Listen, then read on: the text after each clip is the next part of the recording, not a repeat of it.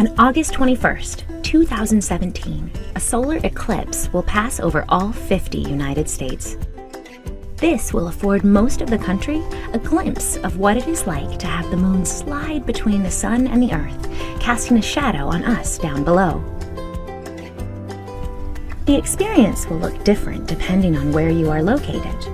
If you are along the path of totality, you see the moon fully block the sun. If you are outside of the path, you will see the moon go by, but the sun will never be fully covered. Wherever you are, you never want to look directly at the sun without protection. Like eclipse glasses, not sunglasses. The one exception is if you are able to see totality. Only when the moon has fully blocked the sun, you are safe to look at the eclipse directly. Before and after that moment, keep your eyes protected. Events like this are rare.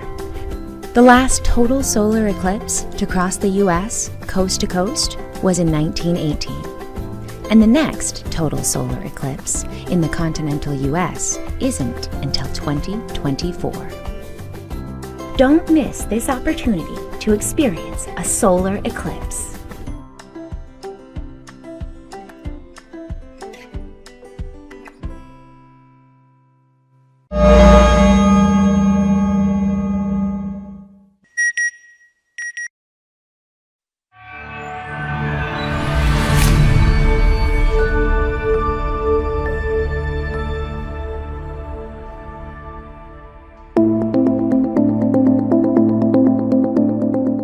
Mark your calendar and get ready for the experience of a lifetime, an amazing celestial show. The first total solar eclipse in the continental United States in nearly 4 decades.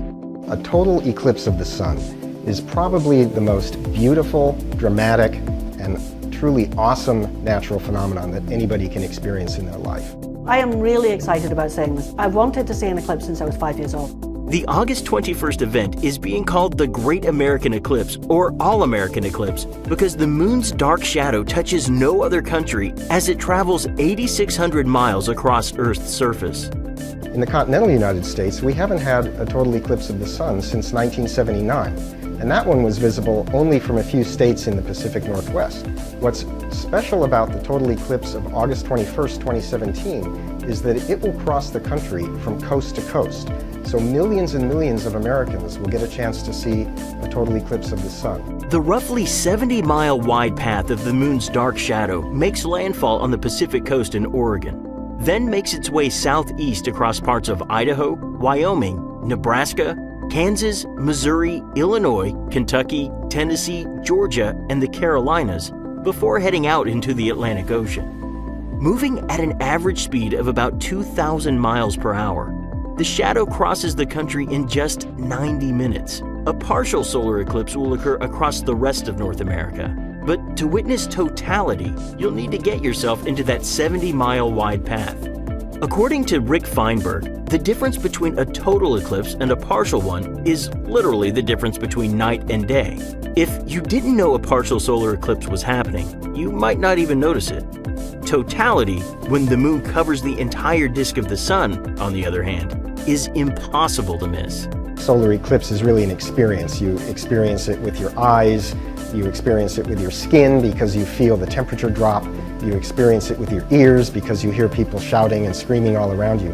A total solar eclipse happens when the moon comes between the sun and Earth and casts the darkest part of its shadow, called the umbra, on our planet. Within the umbra, the sky gets as dark as deep twilight. Sunset colors glow all around the horizon, and the sun's outer atmosphere, the shimmering pearly white corona, becomes visible. Totality will last longest, about 2 minutes 40 seconds, between Carbondale, Illinois and Hopkinsville, Kentucky.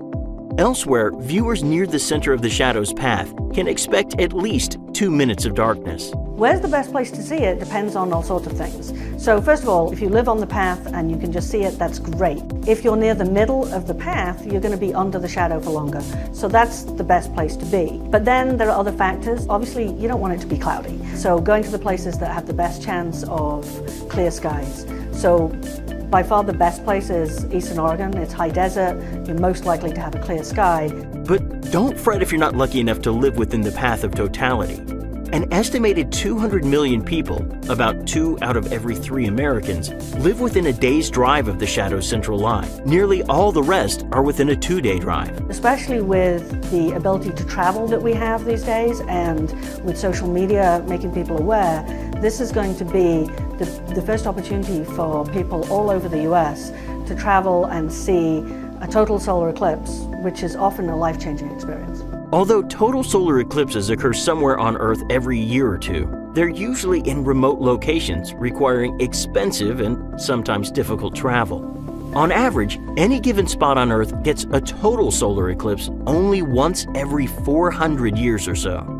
Eclipse chasers like Feinberg never tire of seeing the solar corona, which looks different at every eclipse and is eye-wateringly beautiful. The 2017 eclipse will give millions of people in the US their first, and for many, their only chance to experience totality. Feinberg encourages you to do what it takes to get into the path. To go through life without seeing a total eclipse of the sun would be kind of like going through life without ever falling in love. It would just be a shame. Everybody should try to see at least one. August 21st, 2017. Prepare yourself for the cosmic experience of a lifetime and hope for clear skies.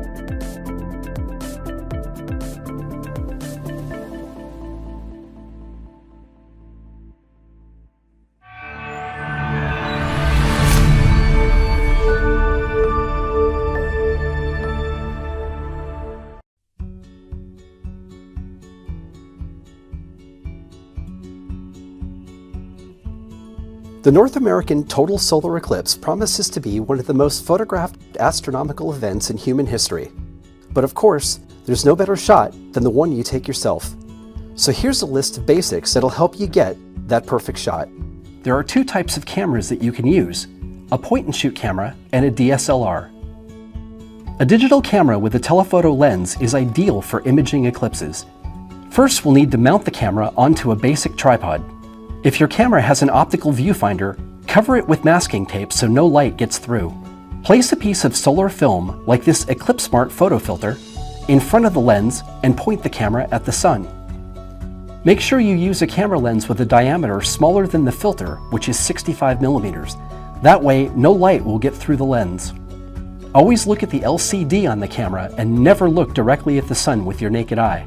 Frame up your shot and snap the image. Also remember to move the camera away from the sun before lowering the filter. Capturing an image with your smartphone is similar, but you'll need to be a bit more careful when positioning your phone and the solar filter. Make sure the phone is completely blocking your field of view as you look at the screen to center your shot. The image scale on a smartphone is going to be small, so you will want to try using the phone's digital zoom. If you have a solar telescope, solar binocular, or nighttime telescope equipped with a solar filter, you can capture an image through the eyepiece. This is called digiscoping. To digiscope with a small telescope and your smartphone, simply line up the lens of your camera with the optics eyepiece. Again, be sure that the scope completely obscures the sun before you look at the screen. If you have a larger telescope and solar filter, use a universal camera adapter to attach your point-and-shoot camera, or a T-adapter with a T-ring to attach your DSLR. Always remember to remove your finder scope when solar observing. Practice photographing the sun a few times before the eclipse to make sure you understand the process and that your equipment is working. Depending on solar activity, you might even capture some sunspots. Remember, never look at the sun without proper eye protection, and ensure that your solar observing gear is ISO certified to the latest standards like Celestron's Eclipse Smart products. Thanks for watching. Good luck capturing your Eclipse masterpiece.